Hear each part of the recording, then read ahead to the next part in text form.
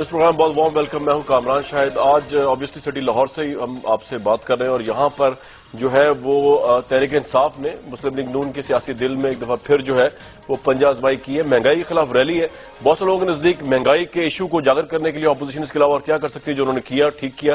دوسرے لوگوں کے نزدیک یہ بلدیاتی الیکشنز کے لیے جو ہے عمران خان صاحب نے شو آف اسٹرینتھ کیا ہے پی ایم ایل این کو. دونوں لحاظ سے ایک بہت بڑی سیاسی موو ہے اور اس سردی کے اندر جو ہے لوگ باہر نکل کے آئے. ہر طرح کراؤڈ وہاں موجود تھا.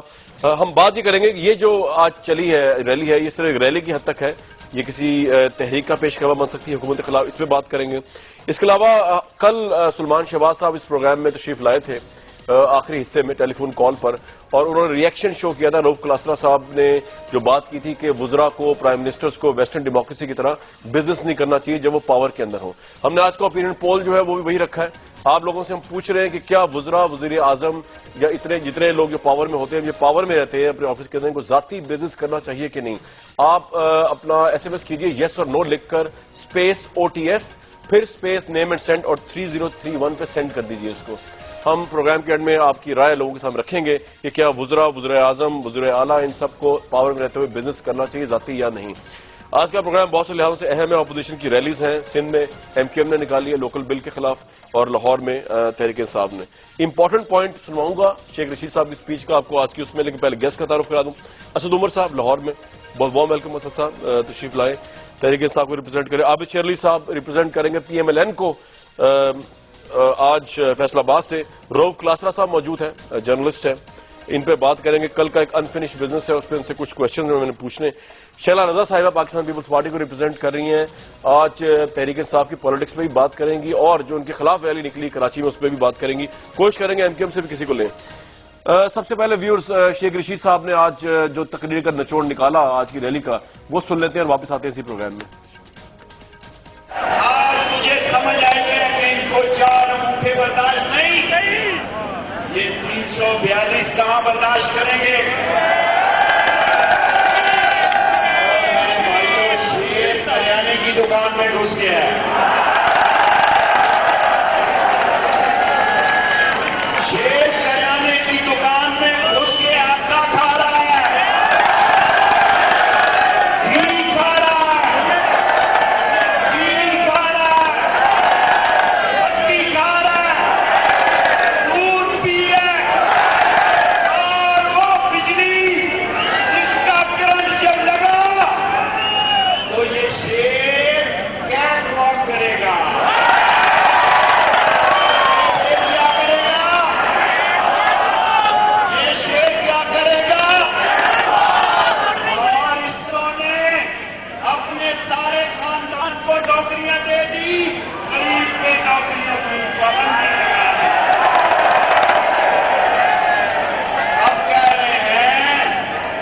اب کہہ رہے ہیں کہ 100 ارب رکھا ہے اور غریب کا کون گارنٹر ہے اس ملک میں. مجھے بتائے کسی ایم ایل اے نے گارنٹی دی ہے غریب کی. یہ درخواستیں اوپر جائیں گی, یہ درخواستیں اوپر جائیں گی, اوپر سے منکر نکیر اس کی تصدیق اور تائید کریں گے. پھر یہ پیچھے بیانی صاحب آ جائے گی, یہ کہتے ہیں کہ فلم چلا رہے ہیں, ہم نے ابھی ٹریلر چلایا ہے. آج 22 دسمبر کو ٹریلر چل رہا ہے, جب فلم چلی کوئی اندر بھی شمالیات. آپ کو کیا پتا منشی صاحب, یہ شمالیات نذیر اینڈ کمپنی کا اکاؤنٹ نہیں ہے, یہ اتفاق فیکٹری کا اکاؤنٹ نہیں ہے, یہ 19 کروڑ لوگوں کی زندگی اور موت. جی وارم ویلکم بیک ویورز. عابد شیر علی صاحب آپ کو میری آواز آ رہی ہے؟ جی آ رہی ہے آواز. اچھا عابد صاحب, آج لاہور مسلم لیگ نون کا سیاسی گارڈ ہے, وہاں پہ چلنگ سردی کے اندر جو ہے بڑی گرما دینے والی سپیچز کی ہے تحریک انصاف نے. آپ کو لگتا ہے بہت بڑا سیاسی ڈینٹ ڈالا ہے تحریک انصاف نے آج کی ریلی سے مہنگائی کے ایشو پہ؟ کسی قسم کا ڈینٹ نہیں ہے. مجھے تو حیرت ہے, یہ اپنے آپ کو ٹیسٹ کرنے کے لیے انہوں نے ایک جو آنے والے بلدیاتی الیکشن ہے وہ خوف زدہ تھی تحریک انصاف بھی، اور جو نیلے پہ دہلا جماعتیں آج اکٹھی ہوئی تھی، اور وہ تمام لوگ آج اکٹھے ہو کر پتہ نہیں کوئی کہاں سے آیا تھا، کوئی کہاں سے آیا تھا، لوکل کراؤڈ تو تھا نہیں. تو میں سمجھتا ہوں کہ یہ ایک فیلئر ہے، اور یہ چوز کرنا ایک مقام پر اور آنے والے بلدیاتی انتخابات میں یعنی کہ ان کی پارٹیسپیشن ہے، اور ان کو پتہ ہے کہ ان کی کارکردگی جو عمران خان صاحب نے اپنا ایک نکاتی جنڈا دیا تھا جو 90 ڈیز کے اندر انہوں نے کے پی کے میں فلفل کرنا تھا. کامران شاہد صاحب مجھے ایک ایجنڈے کا نکات وہاں پر پورا کیا ہوا جو وعدہ عمران خان کا ایک کے پی کے میں پورا ہوا کر کے دکھا دیں. Health, education, corruption, law and order کی سچویشن، مہنگائی، یہ کے پی کے سے جان چھڑا کر بھاگے ہیں. انہوں کو لوگوں نے وہاں پہ جوتیاں مارنی ہیں تو یہ بھاگے ہیں پنجاب میں. لیکن ہم یہ سیاست ہے، سیاست میں ان کو رائٹ ہے بالکل یہ بلدیاتی انتخابات میں ریسل کرنے. ایک بات بتائیے عابد صاحب، ایک سوال ہے میرا آپ کے لیے. عمران صاحب نے آج سپیچ میں یہ کہا کہ ہم نے ایک کام جو کیا ہے وہ بڑا ایکسیپشنل ہے کہ جو احتساب کا سیل وہاں بنا دیا ہم نے ادارہ خیر پختونخوا میں، وہ وزیر اعلیٰ کا احتساب بھی کر سکے گا، جبکہ یہاں پہ انہوں نے کہا کہ پرائم منسٹر کے ماتحت ہے نیب کا چیئرمین. تو آپ کو لگتا ہے یہ ایک کنٹریبیوشن ہے عمران خان یا تحریک انصاف کا خیر پختونخوا؟ میری عرض سنیں کامران بھائی، اس سے غریب لوگوں کی بھوک نہیں مٹے گی. اگر میں آپ کو ایک مثال دیتا ہوں. پنجاب میں داتا حضرت جویری کے دربار شریف پر دھماکہ ہو جائے تو پنجاب حکومت قصوروار. اگر کے پی کے اندر چرچ کے اندر دھماکہ ہو تو وفاق ذمہ دار. تو یہ وہاں پہ مچھر مارتے ہیں وہاں پہ بیٹھ کے، ان کی کیا ذمہ داری ہے؟ سن لے میری ابھی.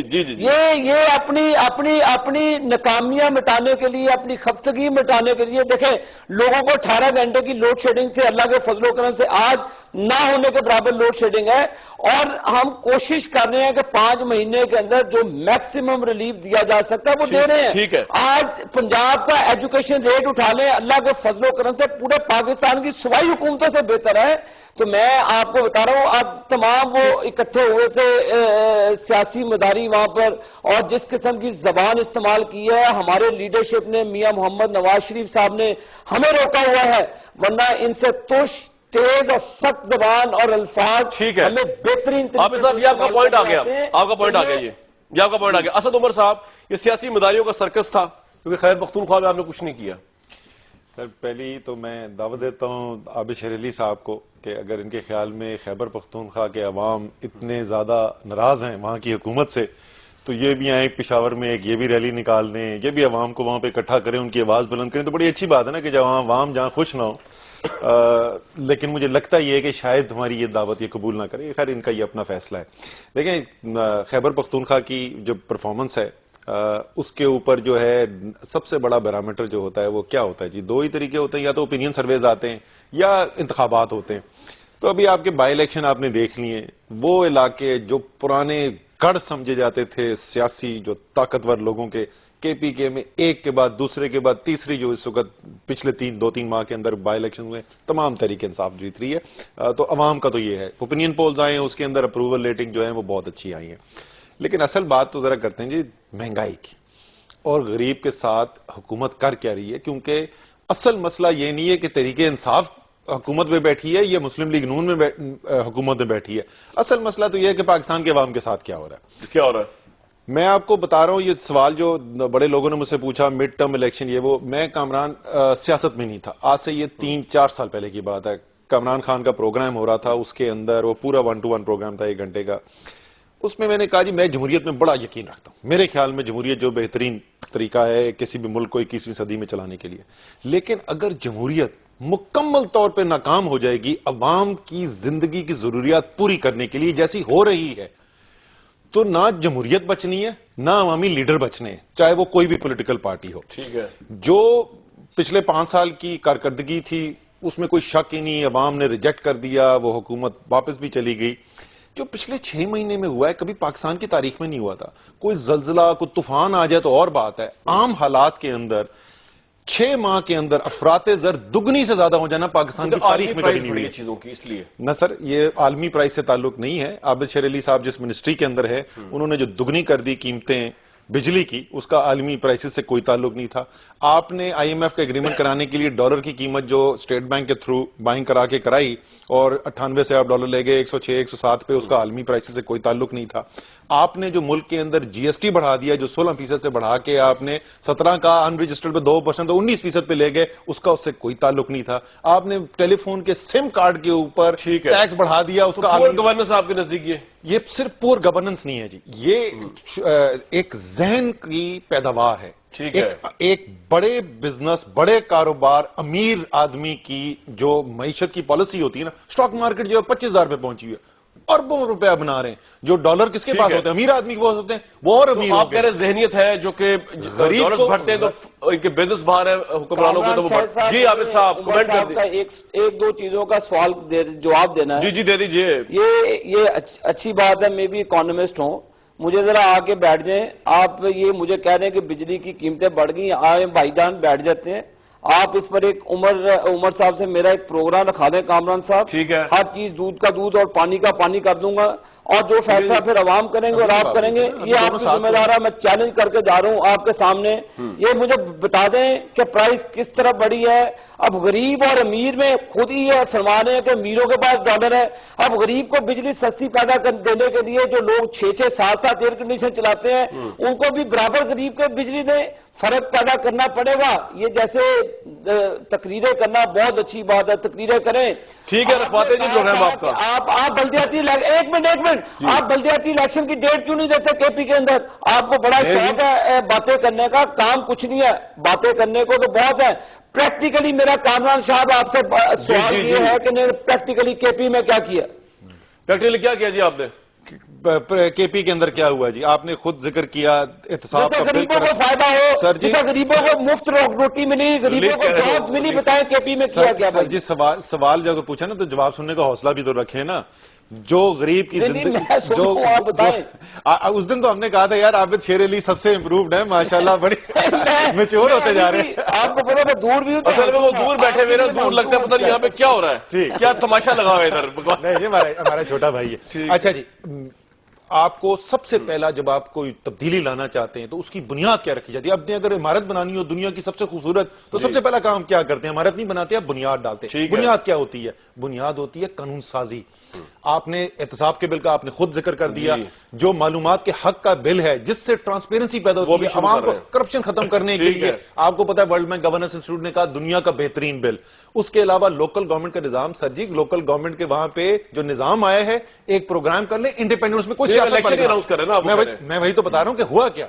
अगर आप ऐसे ही इलेक्शन कराना चाहते हैं, झुर्रू इलेक्शन जिसमें कोई इख्तियार अवाम के पास जाए ना, और मेरी सीरियस आपको रिकमेंडेशन है, एक पैनल डिस्कशन करा लें, सियासतदान को ना बुलाएं, सिर्फ एक्सपर्ट जो लोग हों लोकल गवर्नमेंट सिस्टम के अंदर, और खैबर पख्तूनख्वा जो कानून आया है और वो सिंध और पंजाब को कंपेयर करके देख लें। ठीक है असद साहब, ये आपका पॉइंट बड़ा वैलिड है। मैंने शहला रजा साहिबा को भी लेना है।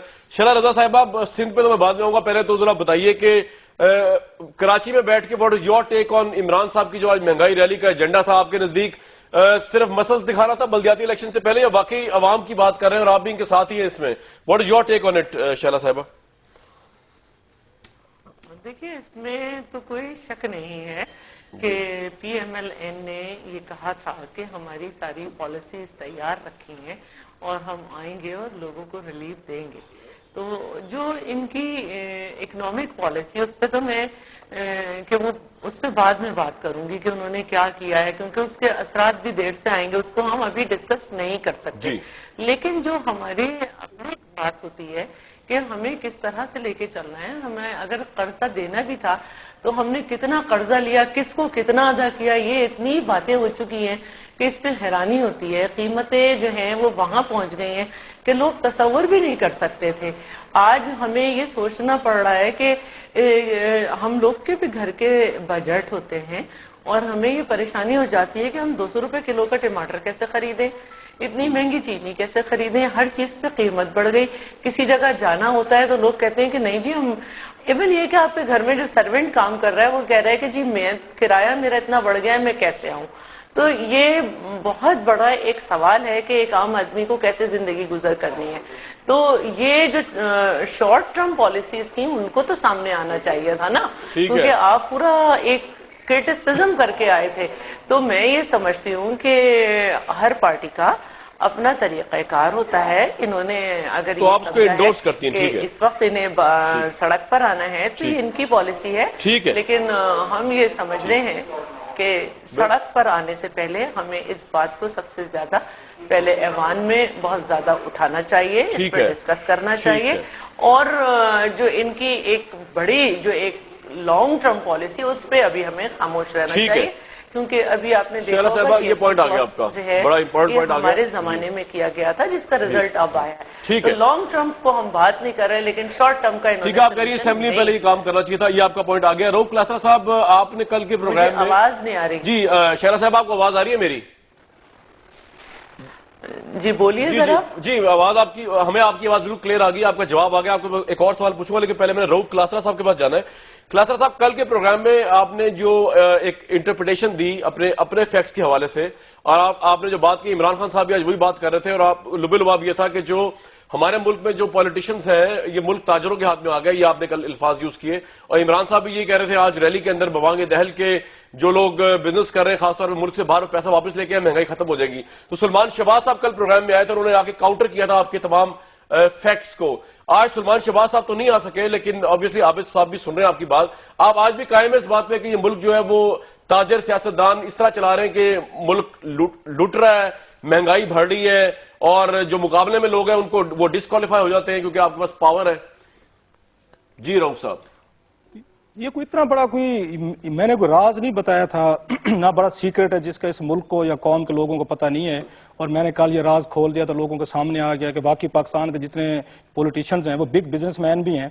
मेरा एक बड़ा सिंपल सा सवाल है, क्या पाकिस्तान में ये पॉलिटिशियन जो आते हैं ये बिजनेस करने आते हैं? पॉलिटिक्स एक बिजनेस बन के रह गई है। एक दौर होता था, हमारे दिल में रिस्पेक्ट होती थी, एक ऑनर होती थी, डिग्निटी होती थी, और हम बहुत बड़े बड़े लोग थे यहाँ पे मिलते थे पोजीशन के दिनों में, जिनसे हमें आप कह सकते रिस्पेक्ट का एक तल्लुक था।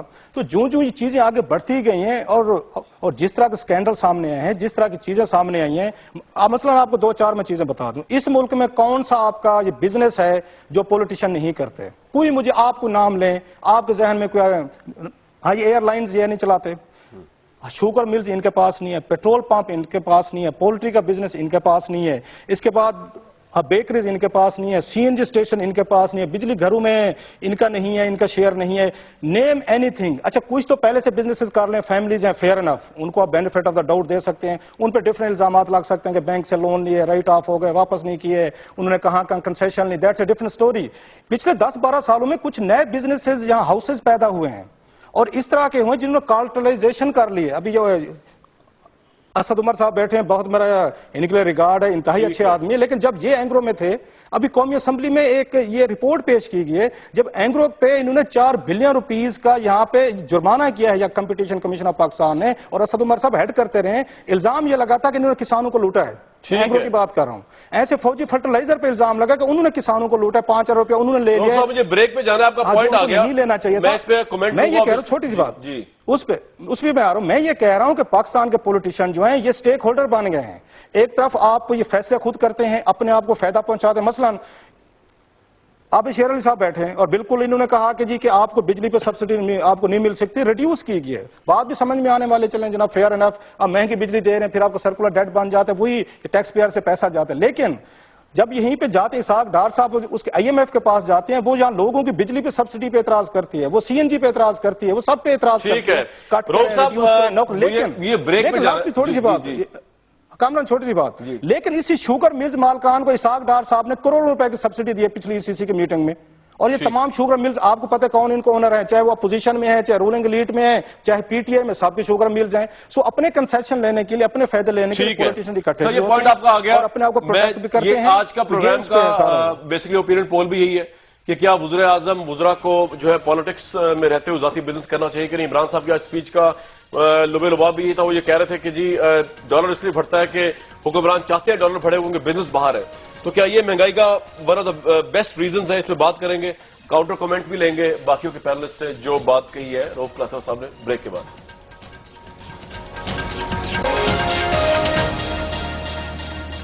پروگرام میں بہت بہت ویلکم.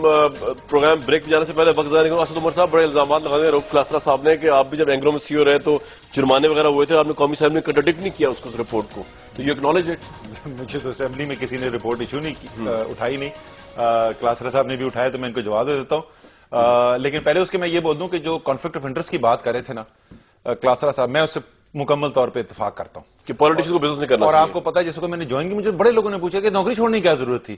میں نے صرف نوکری نہیں چھوڑی, میرے پاس جتنے شیئر تھے میں نے بیچ دیے, جس بھی کمپنی کے شیئر تھے, جسٹ ٹو انٹر پالیٹکس, صرف کیونکہ میں نے کہا یار میں پالیسیاں بنا رہا ہوں. ٹھیک ہے, اگر میں پالیسیاں بنا رہا ہوں اور میرے پاس مختلف بزنس کے اندر انٹرسٹ ہے تو کل مجھے کوئی بولے گا یار یہ تو آپ نے اپنا بزنس چمکانے کے لیے کیا ہے. میرے پاس صرف گورنمنٹ آف پاکستان کی سیکورٹیز کے اندر میں نے منی مارکیٹ فنڈ کے تھرو لگایا تھا, تو میں ان سے اتفاق کرتا ہوں. لیکن یہ ہائیسٹ لیول آف ایتھکس ہے. میں کلاسرا صاحب سے یہ بھی ریکویسٹ کروں گا یہ ہر فیلڈ میں اپلائی ہونا چاہیے, جرنلزم میں بھی جرنلزم میں بھی اپلائی ہونا چاہیے. کلاسرا صاحب کو یہ سوال تھا تو کلاسرا صاحب فون اٹھا کے مجھ سے پوچھ رہے تھے یار اسد عمر یہ میں نے خبر سنی ہے, آپ کا کیا جواب ہے اس کے اوپر. اینی وے اب میں ٹی وی پہ ان کو جواب دیتا ہوں. سر جی 2010 کے اندر, اس سے پہلے ہوا کیا کہ ہمارا پاکستان کی تاریخ میں واحد گیس جو ہے جو انٹرنیشنل کمپیٹیٹو بڈنگ کے تھرو دی گئی وہ اینگرو کو ملی. ہم نے پروجیکٹ لگا لیا, پیپلز پارٹی گورنمنٹ ریچ کر دی لیگلی بائنڈنگ کمٹمنٹ پہ. ہم ہائی کورٹ میں گئے, بڑی اسٹرانگ ججمنٹ ہمارے فیور میں آ گئی, گورنمنٹ نے نہیں امپلیمنٹ کی. ہم نے کنٹمپٹ کی اپلیکیشن فائل کر دی, کنٹمپٹ ایشو ہو گیا حکومت کے, انہوں نے پھر بھی نہیں مانے. اس کے اندر پرائس انکریزز ہوئی. ٹھیک ہے نا, جو گورنمنٹ نے نقصان پہنچایا اس کو ریکور کرنے کے لیے پرائس انکریزز ہوئی. ہمارے پاس کمپٹیشن کمیشن کی ریکوری آگئی, میں اس وقت سی ای او تھا, ہمارے پاس ایک کوئری آگئی جی اس کا جواب دے دیں یہ کیوں بڑی. ہم نے جواب, یہ دسمبر 2010 کی بات ہے, تاریخیں یاد رکھنا, دسمبر 2010 میں یہ ہوتا ہے. ٹھیک ہے جی, ٹھیک ہے. خاموشی, کمپٹیشن کمیشن سے آگے کچھ آتا ہی نہیں. 11 مئی 2012 کو Asad Umar P T I join کر لیتے, اس کے بعد آپ نہیں تھے. ٹھیک ہے جی. اسد عمر کے اینگرو چھوڑ, آخری دن تھا میرا 11 مئی 2012, 18 اپریل کو اناؤنسمنٹ ہوئی تھی پی ٹی آئی جوائن کرنے کی, 11 مئی آخری دن تھا. 3 ہفتے کے بعد, 3 یا 4 ہفتے کے بعد کمپٹیشن کمیشن جو ہے اینگرو کو فائن کر دیتا ہے. 1.5 سال خاموشی, اس کے بعد فائن کر دیا. یہ وہ فائن ہے, ویسے تو سبسڈیز ہے, وہ کورٹ کے اندر معاملہ ہے. یہ ججمنٹ جو لکھی گئی کمپٹیشن کمیشن کی, جن خاتون نے جو ججمنٹ لکھی, جو پہلا آدمی جس نے کمپٹیشن کمیشن بنایا تھا نا, خالد مرزا, جو پاکستان کا سب سے تگڑا ریگولیٹر تھا, اس نے کہا کہ مجھے شرم آتی ہے کہ جو جیسی ججمنٹ لکھی. ٹھیک ہے, یہ آپ کا پوائنٹ آ گیا اس کے اوپر. لیکن میں جاؤں گا عابد شیر علی صاحب کے پاس بھی. جی رؤف صاحب. ایک کامران چھوٹی سی اس کی بات. جی جی. ایک تو یہ بات ہے, یہ کوئی سنی سنائی بات نہیں ہے. قومی اسمبلی میں اور یہ خود بھی پارٹیسپیٹ کرتے ہیں اور بڑا ایکٹیو پارٹیسپیٹ کرتے ہیں. اسد عمر جو مجھے بات ان کی اچھی لگتی ہے کہ کھڑے بھی ہوتے ہیں, سوالات بھی پوچھتے ہیں. یہ قومی اسمبلی میں ایک سوال آیا تھا, اس پہ ایک ممبر نے پوچھا تھا کہ ہمیں یہ بتائیں فوجی فرٹیلائزر اور اینگرو جو ہے انہوں نے کارٹلائزیشن کر کے کسانوں کو لوٹا ہے, ان سے زیادہ پیسوں پہ انہوں نے جا کے کھاد بیچی ہے. اگر یہ درست ہے تو کس کس کمپنی پہ کیا کیا جرمانہ کیا ہے؟ چلے اس پہ اب دوبارہ کر لیں گے. جی وقت کی قلت ہے. رؤف صاحب آپ نے بڑے کامران, جی جی سر تھوڑی سی بات, سر تھوڑی سی بات. تو یہ سوال کے جواب میں وہاں فائنانس منسٹر اسحاق ڈار صاحب نے جو رپورٹ پیش کی, جو قومی اسمبلی کے کوسچن آور کا حصہ ہے, جو ہو سکتا ہے اس دن اسد عمر صاحب نہ آئے ہوں یا سکپ کر گئے ہوں, یہ باقاعدہ میری طرف سے سنی سنائی نہیں ہے. کلاسر صاحب اس میں مزید ڈیٹیل سے کریں گے. میں چاہ رہا ہوں کہ آپ کا جو مزید آرگومنٹ ہے نا, آج جو عمران صاحب نے بھی بات کی ہے, اینگرو اور فوجی فرٹیلائزر نے یہ کارٹلائزیشن کر کے کسانوں کو انہوں نے لوٹا ہے, جس پہ 5 ارب روپے ایک کو جرمانہ. ٹھیک ہے, وہ کہہ رہے ہیں معاملہ سبجیکٹس ہے, تو اس پہ مزید بات کیا کر رہی ہے. ٹھیک ہے رؤف صاحب, آگے آپ کی بات. میں صرف 15-20 سیکنڈ لے لوں. مجھے کلاسر صاحب پتا نہیں تھا اس کا, یہ شاید جس دن ہم نے بائیکاٹ کیا ہوا تھا ڈار صاحب آئے تھے, شاید اس دن ہوا ہوگا. لیکن میں صرف ایک چیز بتا دوں کہ اس جو ججمنٹ تھی اس کے اندر کارٹلائزیشن کا الزام تک نہیں تھا. ٹھیک ہے. عابد شیر علی صاحب, یہ جو آرگومنٹ ہے رؤف کلاسرا صاحب کا اور آج عمران خان صاحب کا, آج عمران خان صاحب کا بھی ہے کہ پولیٹیشن کو بزنس نہیں کرنا چاہیے اور اپنے پیسے باہر رکھنے نہیں چاہیے, تو آپ اسے ایگری کرتے ہیں یا آپ ایگری نہیں کریں گے؟ وہ کہہ رہے ہیں مہنگائی اس لیے ہوتی ہے کہ باہر پیسے بڑھے, ڈالرز بڑھ گئے, پیسے بڑھ گئے. بالکل ایگری نہیں کرتا, بالکل ایگری نہیں کرتا. کیا پولیٹیشینز پہ ریڈیاں لگا لیں؟ کیا پولیٹیشینز کہاں پہ جائیں؟ کوئی جج کا بیٹا وکیل بن جائے تو گناہ ہے, اگر ڈاکٹر کا بیٹا ڈاکٹر بن جائے گناہ ہے. اب دیکھیں رؤف کلاسرا کا ایک آرگیومنٹ کا یہ بنتا ہے کہ اگر آپ پاور میں ہیں, آپ اس کا فائدہ اپنے بزنس کو دیتے ہیں, تو پھر اس میں پھر بالکل اس کے خلاف ایکشن ہونا چاہیے. اگر اپنی مرضی سے اپنے بزنس کے لیے فائدہ دیں تو میں بالکل ایگری کروں گا کہ بالکل پھر جو بھی لا بنتا ہے اس پہ اپلائی ہونا چاہیے. لیکن آپ کا کیا خیال ہے کہ کاروبار کرنا کوئی گناہ ہے, جائز کام کرنا کوئی گناہ ہے, بزنس میرے رؤوف صاحب آپ کو لگتا ہے کہ کبھی حکومت نے یا ان کی پارٹی نے کیا ہے؟ میری بات سنیں دیکھیں, میری بات سن لیں. ابھی مجھے کامران صاحب آپ نے میں نے تو 2 منٹ مانگے آپ سے. الحمدللہ جو ملنے چلتی ہے, رؤوف کلاسرا صاحب نے کہا پولٹری کی, وہ پولٹری فیڈ کی ہے, جو بھی سلسلہ ہے اس کا ٹیکس دیا جاتا ہے.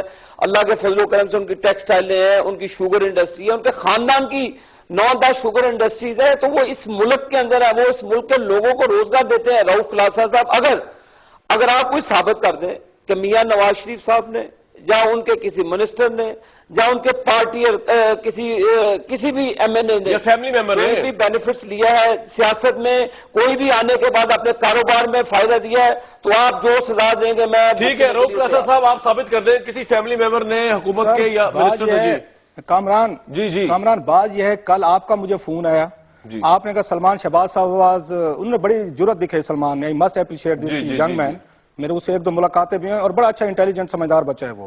انہوں نے کل خود کہا تھا کہ میں آؤں گا, انہوں نے کہا بیٹھ کے اس پہ بات کریں گے آپ کے شو میں. ان کے اپنے پوائنٹ آف ویو تھا, میرا کچھ اپنا پوائنٹ, اور کوئی ذاتیات تو ہوتی نہیں ہے جیسے, اور عابد شیر علی صاحب سے ان کو پتہ پیچھے 10-12 سال سے میری ان سے دوستی ہے, سب سے ہمارے تعلقات ہوتے ہیں. It's a tough job. بعض دفعہ یہ ہمارا ٹف جاب ہے کہ اپنے قریبی دوستوں کو بھی عنایت کر کے ہمیں بات کرنی پڑتی ہے.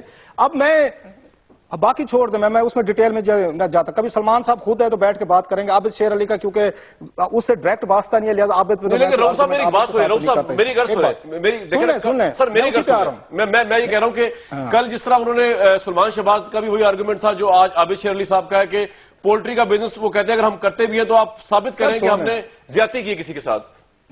سر میں بتا دیتا ہوں, آپ اس میں 2-4 چیزیں ہیں. ایک تو میں نے آپ کو مثال دیا, شوگر مل جو ہیں وہ سب کی ہیں, چودھری سپاہان نے بیچ دی. یہاں پہ اس میں اب کیسے ہر رولنگ لیڈ شامل ہے, پی ٹی آئی کے بھی ہیں, پیپلز پارٹی کے بھی ہیں, نواز شریف صاحب کے بھی ہیں. میں بتا رہا ہوں کہ اس دور میں جب آپ بجلی سے سبسڈی ہٹا رہے ہیں, جب گیس سے ہٹا رہے ہیں, پیٹرول سے ہٹا رہے ہیں, مجھے اسحاق ڈار صاحب جواب دے دیں انہوں نے کروڑوں روپے کی انہوں نے سبسڈی ان شوگر ملوں کو کیسے دی ہماری جیبوں سے, اور کیوں دی ہے؟ یہ سب کی رولنگ لیڈ کی مل ہے, ان کو کہا گیا کہ آپ ان کو پیسے دیں گے. نمبر 1 ایک منٹ سر, 152 ارب روپے کی سبسڈی ابھی بھی غریب لوگوں کو دی جا رہی ہے. 9 ارب سر میں شوگر ملز کی بات کر رہا ہوں. عابد بھائی 22 میری بات سنیں, 22 ارب کی ریسنٹلی سبسڈی ہم نے کسانوں کو دی ہے. میرے پاس تو ریکارڈ ہے, آپ میرے بھائی ہیں, آپ رؤوف, میں کامران شاہد صاحب, میں اپنے بھائی رؤوف کلاسرا اور اسد عمر سے بھی ریکویسٹ کروں گا آپ اس پر ایک پروگرام رکھ لیں, پیور اس پہ بات ہوگی کہ کتنی سبسڈی کیسے دی جاتی ہے, پھر جو آپ فیصلہ کریں گے میں اس کو لے کر اٹھوں گا. عابد شیر علی صاحب آپ جمعے کو اویلیبل ہوں گے؟ جمعے کو ایک منٹ رؤوف صاحب, 1 منٹ, جمعے کو اویلیبل ہوں گے؟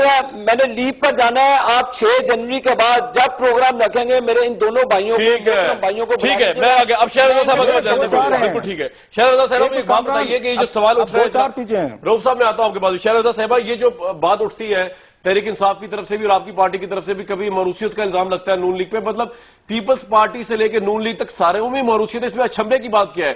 آپ لوگ اپنے آپ کو الگ کر لیتے ہیں, آپ کی پارٹی میں بھی موروثیت ہی ہے, بینظیر بھٹو صاحبہ, اس کے بعد بلاول صاحب, یہ سبھی آئے, تو آپ اگر پرائم منسٹر کی صاحبزادی کا بھی لگ گئی تو اس کو ٹارگٹ کرنے کی کیا ضرورت ہے؟ یا اگر حمزہ شہباز شریف صاحب آتے ہیں تو یہ تو کوئی ایشو نہیں پاکستان کا, اس میں کیوں پالیٹکس ہوتی ہے؟ یہ ایک سوال ہے میرا آپ کے لیے شہرہ صاحبہ. دیکھیے میں تو آپ کی باتوں کے جو رخ جا رہے ہیں پہلے اسی پہ ہی حیران ہوں. خیر دیکھیے, اگر ایک ڈاکٹر کا بیٹا ڈاکٹر بن سکتا ہے, ایک انجینئر کے بیٹے کو انجینئر بننے کا شوق ہوتا ہے, کیونکہ جن کے پیرنٹس کے پاس کچھ ہوتا ہے, جو اپنے بچوں کو کچھ دے سکتے ہیں, وہ بچے اپنے پیرنٹس کو آئیڈیلائز کرتے ہیں. اگر جج کا بیٹا جج بن سکتا ہے, اور تو پھر ایک سیاستدان کا بیٹا سیاستدان کیوں نہیں بن سکتا؟ اب جو خود سیاستدان ہے اور ان کے پاس کوئی کانسیپٹ نہیں ہے اور ان کے بچے ان کو پسند نہیں کرتے اور ان کے پیچھے نہیں چلنا چاہتے, تو ہم کیا کریں؟ ہمارے پاس تو اتنی بڑی بات ہے کہ ہمارے لیڈر اپنی جان کی قربانی جب دے دیتا ہے تو اس کے بچوں نے آ کے دکھایا ہے. بھٹو صاحب شہید ہوئے, اس کے بعد بھی صاحبہ آئی ہیں, ان کے دونوں بھائی شہید ہوئے, وہ خود جیل میں رہیں, ان کے ہسبینڈ جیل میں رہے, اس کے بعد بلاول بھٹو نے فیصلہ کیا ہے کہ ہاں میں بھی اسی جگہ اسی نقش قدم پہ چلوں گا. تو ہم تو یہ ثابت کر رہے ہیں نا کہ ہمارا راستہ مشکل کا راستہ ہم اپنا رہے ہیں. اگر کوئی اور سیاستدان کا بیٹا نہیں آئیڈیالائز کرتا, نہیں اپنے پیرنٹس کے ساتھ رہتے, تو ہم کیا کریں بھائی؟ ہم تو چلنا چاہتے ہیں. تو یہ ٹھیک ہے نا, میں یہ تو آپ سے کہہ رہا ہوں کہ پھر ان پہ کرٹیسزم کیوں ہوتا ہے سلیکٹیو؟ جی رؤف صاحب جی کامران تھوڑا سا میں جواب دے سکتا ہوں شیلا صاحبہ پہ؟ جی دیجیے بڑا اچھا طلب. یہ جو سیاست میں آتے ہیں نا جو ہمارے اوپر کوئی احسان کر کے نہیں آتے, مثلاً یہ پالیٹکس میں آتے ہیں, اگین آئی وڈ سے کہ اپنا بزنس پروٹیکشن کے لیے آتے ہیں. مثلاً اس کو فہمیدہ مرزا صاحبہ اور ذوالفقار مرزا صاحب کو دیکھ لیں, سن لیں میم ذرا تھوڑی سی سن لیں. آپ جو ہمارے اوپر احسانات کر رہے ہیں پالیٹکس میں آ کے, اس کو بتا دیتا ہوں کہ آپ احسانات کی قیمت کیا لیتے ہیں ہم سے. یہ فہمیدہ مرزا ذوالفقار مرزا صاحب نے یہاں پہ اپنی مل کے اگینسٹ 5 انہوں نے بینکوں سے 87 کروڑ روپے معاف کروایا ہے. تو یہ ہمارے اوپر احسان کرنے آئے تھے یا آپ کا خیال اپنے بزنس پروٹیکشن کرنے کے لیے آئے تھے؟ عام آدمی 10 روپے کا لون نہ لے, آپ کی پولیس, آپ کی ایف آئی اے, آپ ان کو مار مار کے حشر کر دیتے. کسی میں جرات ہے کہ فہمیدہ مرزا اور ذوالفقار مرزا کو سوال کر کے دکھائے کہ آپ نے 87 کروڑ روپے کیسے معاف کروایا؟ It's a business, it's not a politics. مجھے بریک پہ جانا, میں جواب دینا, آپ لوگ فائدے لیتے ہیں سارے کے سارے, ڈائریکٹ لیتے ہیں سارے. جی شہرا صاحبہ کہہ دیجیے, پھر میں بریک پہ جا رہا ہوں. جی میں بات کرنا چاہوں گی. میرا کہنا یہ ہے کہ اگر آپ سمجھتے ہیں کہ ہم آپ پہ احسان نہیں کر رہے, آپ ہمیں ووٹ نہیں دیں. جو لون ہے یہ ایک بینک کی پالیسی کے تھرو ملتا ہے اور وہی اس میں ریلیکسیشن دیتے ہیں. بینک نہیں سمجھے گا وہ نہیں دیں گے لون. بینک کے ہیڈز بھی آپ لگاتے ہیں. بریک پہ جاؤں گا, بریک پہ جاؤں گا, واپس آئے گا, ڈسکشن ہماری جاری ہے اسی پروگرام میں.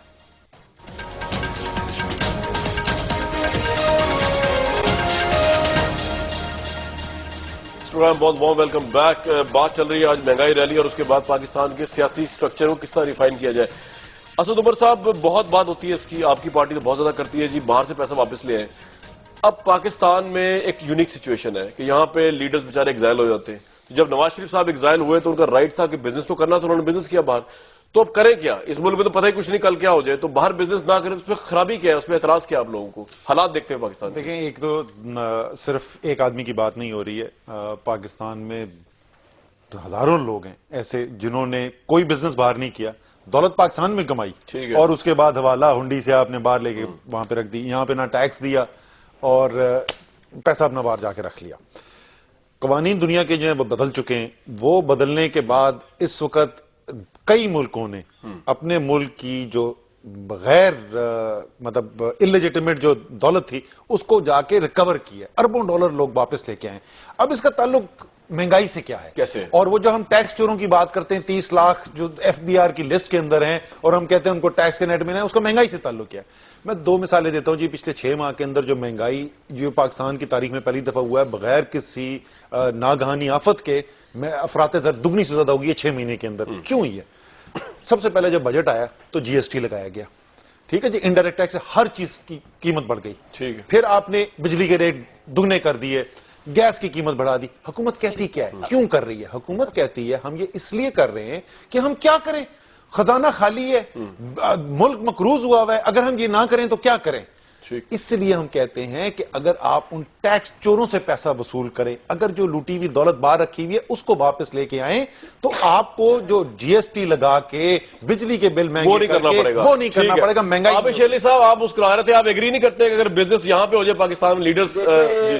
میں عرض کروں کہ پھر میرے بھائی کہتے ہیں کہ میں بات کرتا ہوں. یہ ٹیکس ریفارمز اپنے صوبے میں لائے نا جی, جو لوکل باڈی سسٹم ہے, ٹیکس سسٹم ہے, کلیکٹ کریں نا کے پی میں کہ کہاں سے یہ ٹیکس کلیکٹ کرتے ہیں, وہ ریفارمز لائیں, وہ پھر ہمیں بھی بتائیں کہ یہ ہم نے فارمولا اپلائی کیا, آپ بھی کر لیں. تو یہ چیزیں آپ ایسے ہوا میں تیر چھوڑتے ہیں, وہ پریکٹیکلی بات کیا کریں. میرے بھائی جب میاں صاحب کی فیملی کا بزنس دے لیں, اتفاق فاؤنڈری تو اس وقت بھی ٹاپ کی تھی پاکستان کی, جب بھٹو صاحب نے ان کو نیشنلائز کیا اس وقت بھی میاں صاحبان کی فیملی کا بزنس تھا, پاکستان کی ٹاپ 7 فیملیز میں آتی تھی. تو اس وقت تو سیاست سے تعلق نہیں تھا نا نواز شریف صاحب کا, اس وقت بھی تو پاکستان کی ٹاپ 7-8 فیملیز میں آتی تھی. تو اللہ کا فضل و کرم ہے. میں اپنے بھائی سے ریکویسٹ کرتا ہوں کہ مشرف بھی رہا 8 سال 10 سال, انہوں نے زور لگا لیا کو ایک سنگل پینی کی کرپشن, جب پیسے یہاں سے اٹھا کر باہر بھیجنے کا عمر اسد صاحب جب آپ کی پارٹی لے آئے تو ہم ذمہ دار. تو ایسے بے تکے الزامات لگانے, پیسے فلان ہے. میری بات سنیں, آپ 10 پاؤنڈ دیں جا کے, جو بھی ان کی پراپرٹی ہے, جو بھی حسن نواز صاحب بزنس کرتے ہیں وہ تمام ریکارڈ کا حصہ ہے. حسین نواز صاحب سعودی عربیہ میں جو بھی سلسلہ ریکارڈ کا حصہ ہے. کوئی چیز میرے بھائی جی آپ اس پوائنٹ آ گیا سر, وہ بزنس کر رہے ہیں اس کو لوٹی ہوئی رقم تو نہیں کہہ سکتے. ان کی فیملی نے زندگی میں 1 روپے کی ہیرا پھیری نہیں کی. یہ بڑی اچھی بات ہے کہ عابد شیر علی کو سارے ٹیکس ریٹرن پتہ ہیں. ہیں شریف خاندان کی، بہت اچھی بات ہے ان کی. میں ذاتی بات نہیں کرتا ہوں، آپ کو پتا ہے میں کبھی بھی ذاتی پہ بات نہیں کرتا ہوں. مجھے وہ الگ پروگرام کر لیں، I'm sure جو ہے بے تحاشا انتظامات ہیں، کتابیں چھپ چکی ہیں، جس کو بھی شوق ہے وہ آ کے بیٹھ جائے گا، وہ الزام لگا لے گا، اب شیر علی اس کے جواب دے دیں. میں جناب یہ کہہ رہا ہوں کہ جو پاکستان کی جو سوئس بینک کے اندر رپورٹیں آتی ہیں، اربوں ڈالر رکھا ہوا ہے. جو پیسہ کسی بھی چاہے پولیٹیکل لیڈر کا ہو، چاہے وہ بیوروکریٹ کا ہو، چاہے وہ فوجی جنرل کا ہو یا وہ سیاستدان کا ہو، اگر وہ پیسہ جو ہے وہ حق حلال سے کمایا ہوا نہیں ہے، اگر وہ پاکستان کے ٹیکس ریٹرن میں یہاں پہ نہیں دیا ہوا ہے، تو یہ حکومت کی ذمہ داری بنتی ہے یا نہیں بنتی؟ شہرہ رضا صاحبہ what's your take on it? وہ تو ہم نے انیشیٹو لیا تھا، اگر آپ کو اسد بھائی پتا ہو تو ہم نے تو انیشیٹو لیا تھا. عابد بھائی ایک منٹ میں، شہرہ صاحبہ کا زیادتی ہو رہی ہے پروگرام میں، کیونکہ دو آپ مرد حضرات زیادہ بول رہی ہیں. شہرہ صاحبہ what's your take? I am sorry آپ کو ٹائم کم ملا آج، میں اپولوجائز کرتا ہوں اس پہ آپ سے. جی کیونکہ رؤف کلاسرا میرے بھائی ہیں اور انہوں نے ایک نام لے کے بات کی تھی، تو میں پہلے اس کی وضاحت کر دوں کہ ذوالفقار مرزا 5 سال تک مفرور رہے، ان کا پورا کاروبار تباہ ہو گیا، بدین سے لے کے کراچی تک ان کے گھر پہ 27 چھاپے مارے گئے، اور اس کی وجہ سے فہمیدہ مرزا صاحبہ الیکشن میں آئیں. وہ تو پولیٹیکل تھیں، اور پھر جب وہ الیکشن میں آئیں تو ان کا تو کاروبار تباہ تھا. انہوں نے نیشنل بینک سے قرضے نہیں لیے، ری شیڈیول کرائیں، معاف بھی نہیں کیے. اور بڑا برا نہیں مانیے گا، پوری سوسائٹی سے آپ کاٹ نہیں سکتے. ہم یہ بھی دیکھ رہے ہیں کہ کون سے صحافی کتنے لفافے لیتے ہیں، کون بریف کیس لیتے ہیں، کتنے میڈیا گروپس پر کتنے بڑے بڑے ٹیکس ہیں، اور دنیا کا نام بھی کوئی پیچھے نہیں ہے. تو میرا کہنا یہ ہے کہ ہمیں جو بات کرنی ہے نا، وہ یہ کرنی ہے کہ ہم جو بڑے بڑے دعوے سن رہے تھے بہت سارے لوگوں کے، مثلاً یہ ہم عمران خان ہی کی بات کر لیں کہ وہ یہ کہہ رہے تھے کہ ہم نئے ٹیکسز لگائیں گے اور نئے طرح کے وہ کریں گے، وہ ابھی تک لگا نہیں سکے، اور کرپشن کی رپورٹس کسی کے سامنے نہیں لا سکے. تو میرا کہنا یہ ہے کہ جب آپ ادارے تو میں اتنا حوصلہ رکھیں، خاتون کو سن لیں، ایک خاتون کو سن لیں، تھوڑا سا حوصلہ کر دیجئے فائنل اس کے بعد. جی کلاس صاحب تھوڑا سا ایک حوصلہ رکھیں، سن لیں. آپ کا شہرہ رضا صاحبہ پورا پوائنٹ آ گیا ویسے. بہت لمبی ڈکٹیٹرشپ سے رسپانڈ کرنے دیں. جی کلاس صاحب بولے، میری بات ہی پوری نہیں ہوئی، میں نے تو آپ کی بات کا جواب دیا ہے بھائی. پروگرام کا ٹائم نہیں رہا، میں جواب نہیں دے سکوں گا. جی کلاس صاحب بولے، کچھ تو بولے. میں نے ابھی جواب ہی پورا نہیں دیا. شہرہ صاحب یہ سچے ہیں نہیں، میں کامران، یہ سچے ہیں، عوام ہم سارے جھوٹ ہیں، جو کچھ کہہ رہے ہیں سچ کہہ رہے ہیں. اب اس کے بعد کیا ہو سکتا ہے؟ اب کیا اس کا جواب دیا جائے؟ اب 50 لاکھ اپنے علاج کا خرچ عوام سے پوچھ لیتے ہیں. عوام کا اوپینین پول کا رزلٹ ہمارے سامنے اسکرین کے اوپر. ہم نے پوچھا کہ کیا وزیر اعظم اور منسٹرز جو پاور میں ہوتے ہیں ان کو کرنا چاہیے ذاتی بزنس یا نہیں. 90% لوگ کہتے ہیں نہیں کرنا چاہیے. پرائم منسٹرز کو، وزراء کو، اور وہ تمام لوگ جو پاور میں ان کو بزنس نہیں کرنا چاہیے ذاتی. یہ عوام کی رائے، نہ شہرہ رضا صاحبہ کی، نہ میری، نہ اسد عمر کی، نہ عابد شیر علی صاحب کی، نہ رؤف کلاسرا صاحب کی. ہمیں نیکسٹ ویک تک کے لیے اس پروگرام کے پلیٹ فارم سے اجازت دیجیے.